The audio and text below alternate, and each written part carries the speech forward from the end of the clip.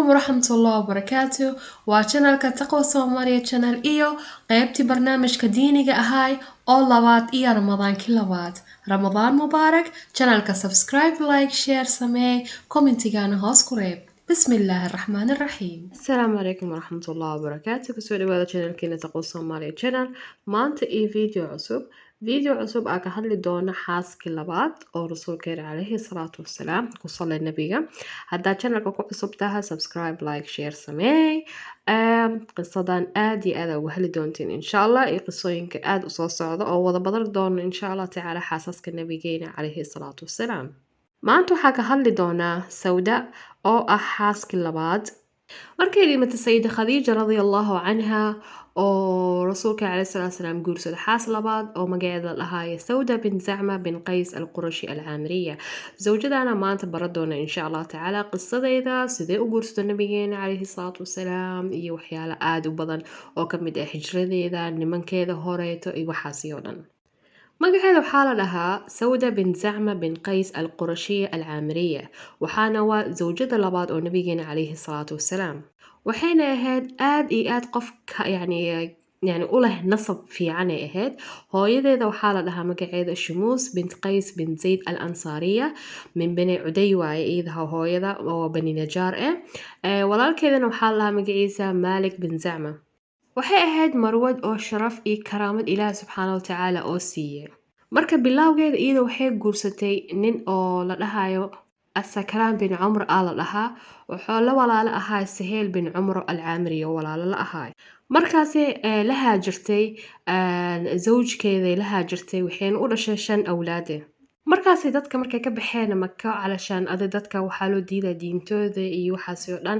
ininka dadka qisada nabigeena calayhi salaatu wasalaam fiirsan waa ka soo hadlay waa fiirsan doontiin. markaasay haddana dib ay u laabatay markaasay waxay ku riyootay riyo oo ah inoo bisha cirka ugu soo dhacay iyadoo jiifta.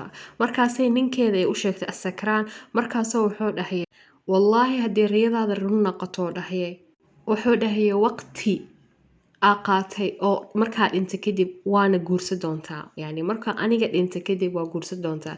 kadib maalintaasi kadib sakraankii yani wuxuu xanuunsaday ilaa oo dhimashadii u timid.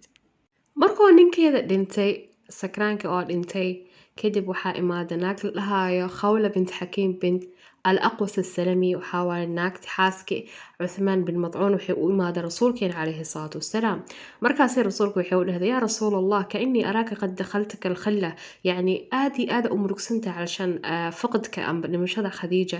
markaasuu rasuulka calayhi salaatu wasalaam wuxuu dhahay haa kaanat al-ciyaal wa rabbat al-bayt waxay ahayd yani caruurtayda hooyadood ay ahayd. markaasi adiga markay wax yar hadleen kadib Sawda markay cuddadeeda ka baxday oo rasuulka calayhi salaatu wasalaam oo u diriyay markaas oo khutuubsaday. waxaana lahay waxay is aroosay rasuulka calayhi salaatu wasalaam iyo Sawda Ramadaankii sanadkii 10aad min bicthada nabawiya is arooseen. dadna waxay dhahaa sida Ibn Kathiir camal wuxuu dhahaa Shawaal ahayd.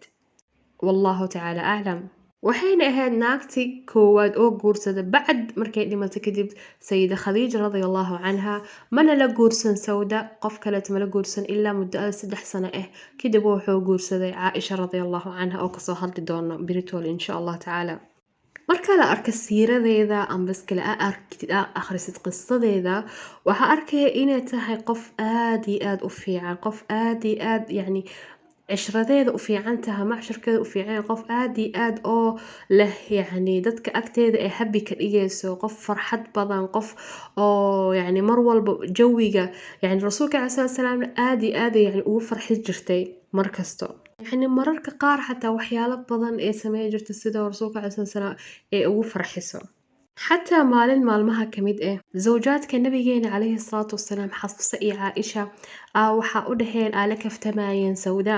markaasay waxay u dhaheen dajjaalkii soo baxay. markaasay Sawda way cabsatay asay guri ku dhuumatay. markaasay Xafsa iyo Caaisha radiyallahu anhum way qosleen markaasuu rasuulka calayhi salaatu wasalaam markuu imaado arka inay qoslayaan oo wuxuu dhahay maxaa nigu dhacay. markaasay u sheegeen qisada waxay sameeyeen iyo kaftankii la kaftamayeen Sawda. فرسولك عليه السلام wuxuu u tagay سوداء أو أتجي مركز وحي ودهذا يا رسول الله أخرج الدجال يعني دجال كبحي ودهذا مركز وحوله لا وكأنه قد خرج مركزي مركي قلبي إذا دكتي أي قولي كسو بحذي وحي إسكه هرقفيسي وكنت أو عنكبوتك أو كنتيسي إسكه هرقفيسي يعني بوستي وحاسي فقف waxay ahayd aad iyo aad happy u ah dadka agteeda ahna dhan wada jecel yihiin ahayd radiyallahu anha waxaana ahayd qof aad iyo aad u sadaqa badan sadaqada zaa'id inay u bixiso jecel yani aad iyo aad u sadaqa badan ay ahayd عن ابن عباس رضي الله عنهما وحده قال خشيت سودة أن يطلقها رسول صلى الله عليه وسلم فقالت يا رسول الله لا تطلقني وامسكني واجعل يومي لعائشة ففعل وحلقوذا عن ابن عباس رضي الله عنهما وحده خشيت سودة أن يطلقها رسول صلى الله عليه وسلم يعني ويعبسة سودة إنه رسولك عليه الصلاة والسلام أوفريو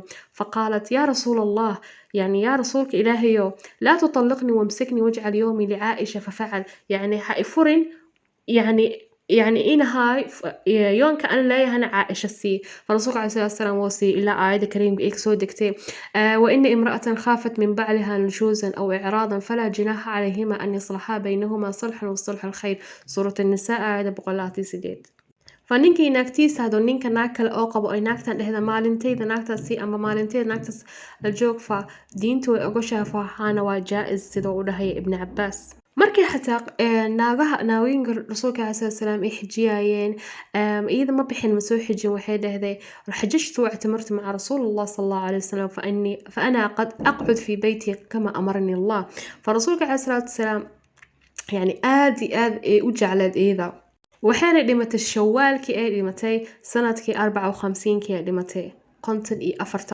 waxaana dhimatay fi khilaafat Muawiya bin Abi Sufyaan ay dhimatay ilaahu naxariis ilaahayna hana tus qiyaamaha insha Allah jannada fa videogan insha Allah taala saasa ugu dhamaaday maanta qisadayna waxa ku faa'iido doona qisadayna waxa ka faa'iido doona ina barana zawjadii labaad oo rasuulka calayhi salaatu wasalaam qisadeeda iyo sida soo haajirtay iyo sida mar walba rasuulka calayhi salaatu wasalaam ay la kaftami jirtay ay ka farxi jirtay barana maanta videogan intaas oo ku eegay insha Allah taala yoomka hani wacnaada afar wanaagsan wassalaamu calaykum waraxmatullahi wabarakaatu santaa daawashadaada quruxda badan jazakallahu khayr sida hore ugu socdo channelka ka ilaawin subscribe like share assalamu calaykum